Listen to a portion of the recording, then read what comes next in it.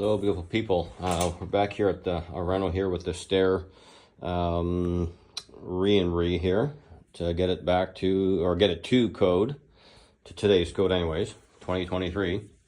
Anyways, I just wanted to show you the next step that I took here. I've cut out the floor, existing floor, so I can put my 2x4 plate down here, and I've cut the plaster and the lath out across here. And also on this exterior wall, I'll be stuffing insulation in here and putting a bit of a vapor barrier, what I can do with this wall, and then that all exterior wall will get a vapor barrier. None of this wall here or here actually had any insulation in there whatsoever. So of course in the winter time, you could put it and you could feel it really cold here. In the summertime, you could feel it really hot. So I'll do what I can to get it stuffed in here. And then of course that wall, I can do the whole wall all the way up to the ceiling. Anyways, this is our next step. So I'll just be building the frame for this kind of seat, almost desktop area.